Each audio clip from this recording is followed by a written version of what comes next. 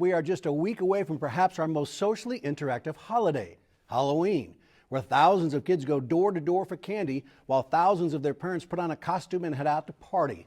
At least they did before the coronavirus. What can we do to make sure this Halloween is full of treats and not tricks? Rory Taylor asked the experts and has our report. Trick or treat! For the first time in 19 years, Halloween will fall on the night of a blue moon, the second full moon of the month. As if that's not enough, it also falls on a Saturday. But the nearly perfect spooky holiday is being interrupted by a global pandemic.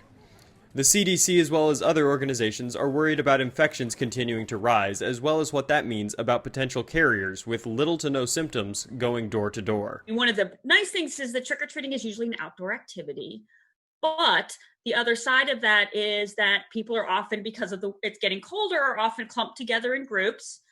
So social distancing is not as fun as being all together. Doctors and public officials are also concerned about lots of people reaching into common candy bowls.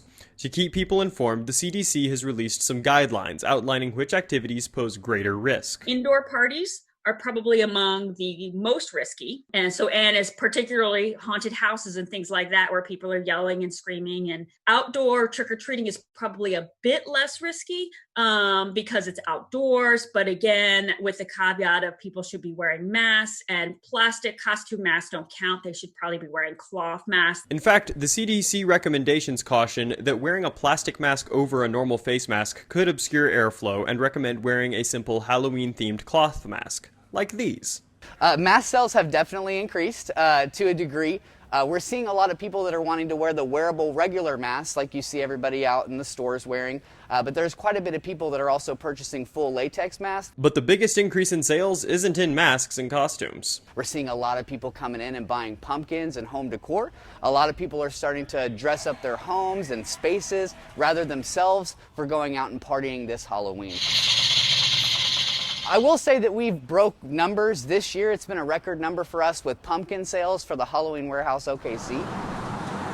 Public officials are confident that individual caution and responsibility should be enough to keep the public safe, and no cities in the state are canceling Halloween. As long as people follow the same general recommendations of wearing masks, watching your distance, washing your hands, and avoiding crowds and indoor events.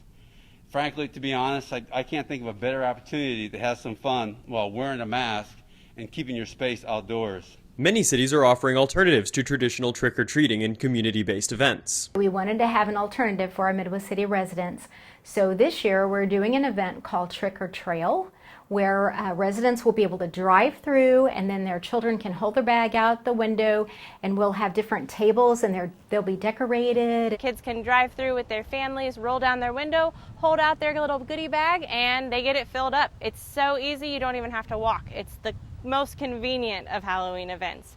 And that's going to be on Halloween this year, Saturday, October 31st, from 12 to 3. The event for Midwest City residents will be at Joe B. Barnes Drive off Douglas, but the city, like many others, is also giving recommendations for conducting neighborhood trick-or-treating. So one of the suggestions, for example, is that a trick-or-treat giver might have a table in front of their home, and so when they open the door, they can take candy from whatever their receptacle is, but push it across the table, and then the child can pick it up. Of course, necessity is the mother of invention, which led to one Perkins family designing a special candy delivery tube on their house. Here comes the candy. You know, one of our prime motivations was our grandsons. You know, we've got 3 grandsons, age 5, 3, and 2.5. And they're very much into Halloween now, and just wanting to do something special for them and just the kids in the community. The 19-foot tube is connected to a fog machine and is manned from an upstairs room while someone directs trick-or-treaters from the porch. I have a son-in-law who's an engineer and a son who is a designer, and we decided from the doorway wasn't enough, that we'd come from the upstairs window and down. Subsequently, it's gotten lights. It glows from within. It's in candy. Happy Halloween! The Rudd household might have the best execution, but they aren't the only one with candy tubes. But as you can see, COVID has not slowed down Halloween here at the Oklahoma City Zoo. The Oklahoma City Zoo is thrilled to be hosting its 37th annual Haunt the Zoo for Halloween.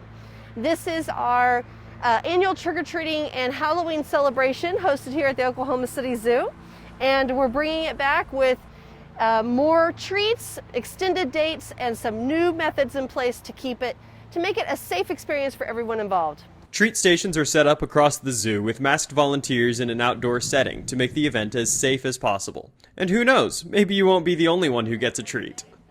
Rory Taylor, The Oklahoma News Report. Rory, thanks. Haunt the Zoo will be open every Saturday and Sunday in October from 9 a.m. to 4 p.m.